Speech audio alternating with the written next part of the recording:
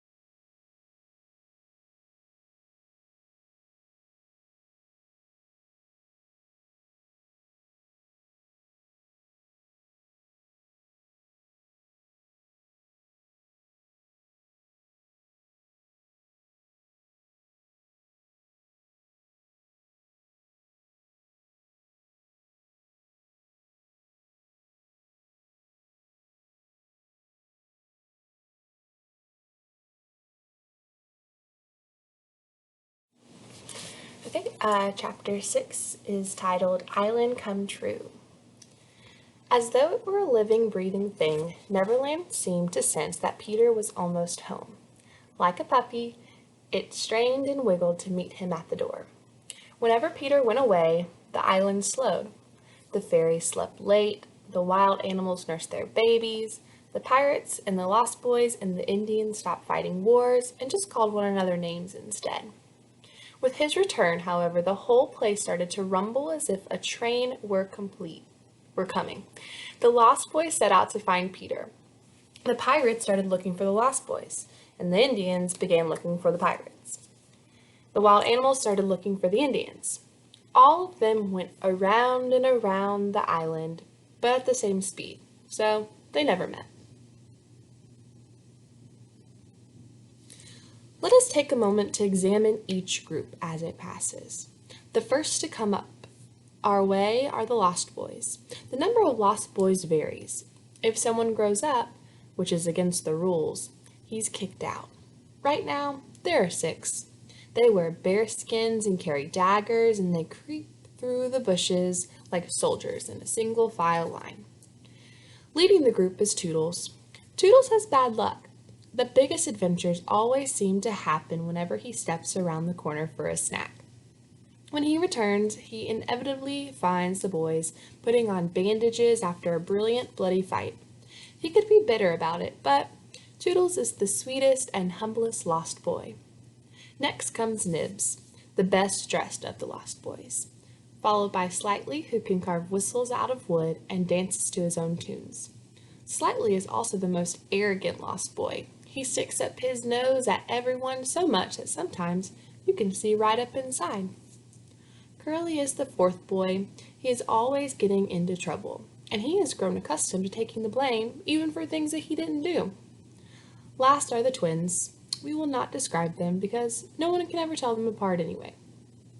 Instead, let's move on to the pirates, close behind on the boys' trail. They are a scary-looking bunch. Leading their ragged group is the handsome Italian pirate Secco, who carved his name in blood on the back of the warden of the prison from which he had escaped. Behind him is the giant tattooed Bill Jukes, who once took 6 bullets before dropping the bag of gold pieces he'd been stealing. Next are Cookson and Gentleman Starkey. Starkey is the most polite of the pirates. He always apologizes before stabbing anyone with his sword. Then come the Irish pirates, Smee and Noodler, followed by a few more ruffians. Somewhere in the middle of this dark and dangerous group is James Hook, the most feared pirate of them all. His hair is styled in long, shiny black curls, framing a sternly handsome face. His eyes are deep and black, unless he is plunging his hook into someone, in which case his eyes sparkle brightly. Hook is a different breed of pirate from the rest of his crew, except at the sight of his own blood, he is courageous. He is a master storyteller. He speaks beautifully and softly, and he is never more sinister than when he is being polite. After the pirates come the Indians. Creeping quietly like shadows, they carry tomahawks and knives.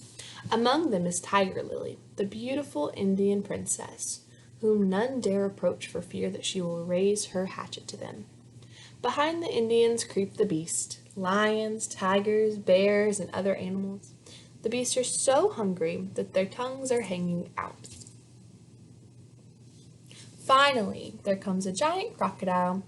He is hungry too, but not just for any meat. No, he has a craving for something, or rather someone, very specific. The boys stop first. They are getting tired. I wish Peter would get home already and tell us how Cinderella ends, Slightly said, out of breath. Toodles was about to respond when the boys heard the pirates walking and singing in the distance. The Lost Boys had stopped, but the pirates were still coming. Peter had trained the boys well, and they knew exactly what to do. In a flash, they each ran to a nearby tree. Instead of climbing up, however, the boys went down. The trees were hollow, each with a hole in it exactly as big as one of the boys, and all leading to the same underground cave. Hook had heard about these tree doors and thought it silly that each boy had his own tree. For his purposes, however, it suited him just fine. 7 trees should be easier to find than 1. The pirates soon arrived in the clearing where the Lost Boys had just been. While the others fanned out to continue their search, Hook and Smee stayed behind. "I think I spotted that Nips boy, Captain," Smee said. "Shall I run after him? I could tickle him with my sword." "No," Hook said, "I want them all, especially their captain, Peter Pan. He cut off my arm and threw it to a passing crocodile." He waved his iron claw in the air. "One of these days I'm going to shake his hand with this." "Is that why you fear crocodiles?" Smee asked. "Not all crocodiles," Hook replied. "Just that one. It thought my arm was so tasty that it has followed me ever since, licking his lips, just waiting to eat the rest of me. The only reason it has not caught me yet is that it swallowed a clock, which ticks inside it. I always hear the beast coming and run away." "One day that clock's battery will die," Smee pointed out. "The ticking will stop." "Aye," Hook agreed darkly, sitting down on a mushroom. It was a strangely warm mushroom, Hook thought. Standing up, he pulled at the mushroom and discovered that its top easily came off. The headless mushroom then started to smoke. Why, it wasn't a mushroom at all. It was a chimney. Down the chimney, Hook heard voices. It was the Lost Boys. He had found their cave. Looking around, he could also see holes in 7 of the nearby trees, the entrances. "I heard them say that Peter is away," Smee whispered. Hook smiled and nodded. He carefully replaced the mushroom top. He had a plan. "Let's return to the ship," Hook said. "We will bake a cake for them and leave it on the Marooner's Rock in the Mermaid Lagoon. The boys are sure to find it and gobble it up, and it will make them sick so that we can more easily capture them." Oh, how Hook and Smee laughed as they walked back to the boat. Soon, however, another sound replaced their laughter. It was the sound of ticking. Hook stopped short, shuddering. "Run!" yelled Smee, but Hook was already gone.